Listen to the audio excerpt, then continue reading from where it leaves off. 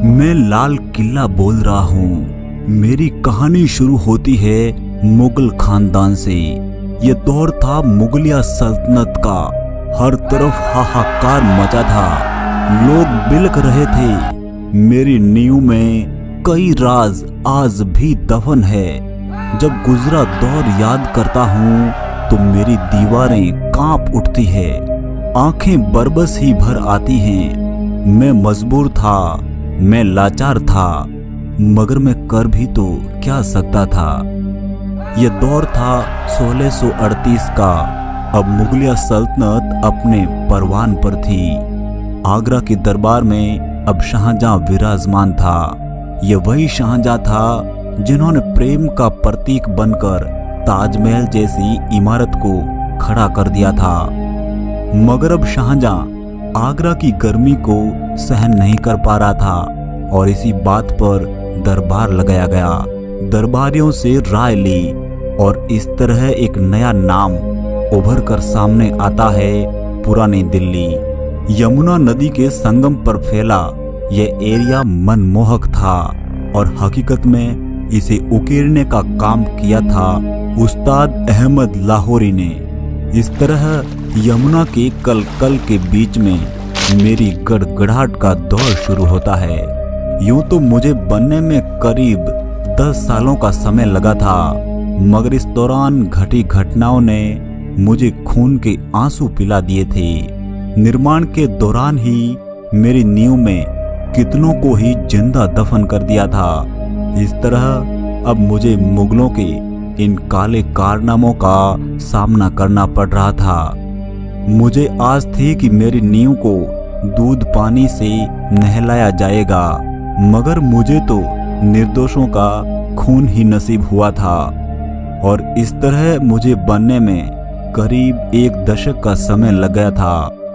और ये लाजिमी भी था, मैं हूँ ही इतना विशालकाय और ये एरिया फैला था करीब 92 एकड़ में। और देखते ही देखते मैं अब उस मुकाम पर पहुंच गया था जिसका बादशाह को बेसब्री से इंतजार था।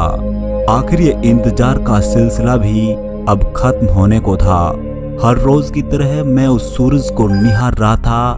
तभी बहुत दूर आसमान में धूल के गुब्बार ने मेरे अंदर एक अजीब सी हलचल को पैदा कर दिया था। आखिर वह क्या था? कई समय बीतने के बाद ऐसा मंजर मैं आज पहली बार देख रहा था और देखते ही देखते वह घड़ी भी अब करीब आ गई थी। हर तरफ शहनाई की गूंज थी और अब इस माजरे को मैं भली भांति समझ रहा था। असल में बादशाह शाहजहां था जो कहीं दूर आगरे से चलकर अब मुझे पाने को आतुर था। खुशी भी थी, गम भी था। बरसों बाद उस बादशाह के दीदार जो हो रहे थे, यह वही बादशाह था जिसने मेरी कल्पना को हकीकत में ढाल दिया था। इस तरह बादशाह का पूरा परिवार मुझ में समा गया था। मुमताज महल की मौत तो 1631 में ही हो गई, जब वह अपनी 14वीं संतान को जन्म दे रही थी, मगर उनके बेटे मेरे आंगन में ही जवान हुए थे। लाल किले की दीवार से सटा हुआ था सलीमगढ़ का किला। असल में सलीमगढ़ का किला कैद खाना था जहां कैदियों को अपना जीवन बिताना पड़ता था। रंग महल में मुगलों की रानियां रहा करती थी। मुगलों से निकाह कर अक्सर रानियां यहाँ आ तो जाती थी, मगर अब यहाँ उनकी चीखें ही गूंजा करती थी। मेरी दीवारों ने उन्हें अक्सर रोते ही देखा था।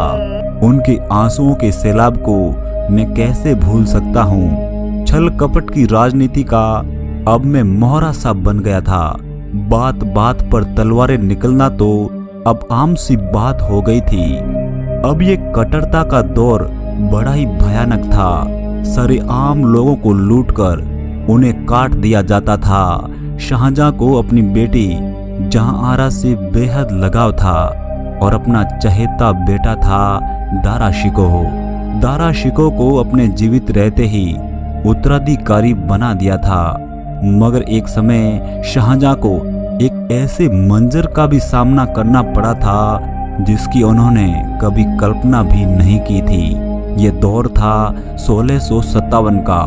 एक बार बादशाह बीमार पड़ गए थे और इस तरह उनके बेटों में उत्तराधिकार को लेकर झगड़े शुरू हो गए थे और अपने भाइयों को मारकर औरंगजेब ने शाहजहां के साथ एक अजीब सा खेल खेला था। शाहजहां के लिए यह समय बहुत ही कठिन था। अपने ही बेटे औरंगजेब ने उन्हें आगरा के दुर्ग में कैद कर दिया था। यह दुनिया का सबसे बदनसीब बाप था जिनको उनके बेटे ने जिंदा ही कैद कर दिया था। मगर मुझे यहाँ की एक लाइन ने अचरज में डाल दिया था और वो लाइन इस तरह थी, यदि पृथ्वी पर कहीं जन्नत है तो वो यही है, यही है, यही है। औरंगजेब का काल तो बड़ा ही भयानक था। यहाँ की जनता को तो कत्ले आम की जिंदगी ही नसीब हुई थी। औरंगजेब ने ही मोती मस्जिद का निर्माण करवाया था जो श्वेत संगमरमर से बनी थी। नक्कार खाने में संगीत समारोह होते थे मगर अब औरंगजेब ने उस पर भी पाबंदी लगा दी थी।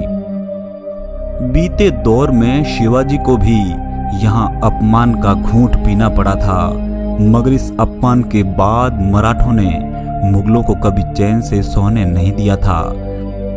1739 में ईरान का लुटेरा नादिर शाह भारत आता है और इन मुगलों को बुरी तरह लूटता है। साथ ही शाहजहां का सिंहासन तख्ते ताउस को भी लूटकर फारस ले जाता है। मेरे देखते ही देखते अंग्रेज भी काबिज हो जाते हैं। अब मैं ब्रिटिश सेना का मुख्यालय था। मैं उस मुकदमे का भी गवाह था जो आजाद हिंद फौज के देशभक्त सेनानियों पर चला था और देश भर में इस मुकदमे के खिलाफ फैली तीखी प्रक्रिया को भी मैंने महसूस किया था। मगर फिर 15 अगस्त का वह दिन मैं कैसे भूल सकता हूँ। 15 अगस्त 1947 वह दिन था जब हम आजाद हुए थे और मेरी ही प्राचीर से देश के पहले प्रधानमंत्री पंडित जवाहरलाल नेहरू ने आजाद भारत का पहला भाषण दिया था। उस भाषण को सुनने का सौभाग्य भी मुझे ही मिला था। तो ऐसी थी मेरी राम कहानी। जय हिंद, जय भारत। अगर आपको वीडियो पसंद आया है तो चैनल सब्सक्राइब के साथ ही वीडियो लाइक जरूर कीजिएगा।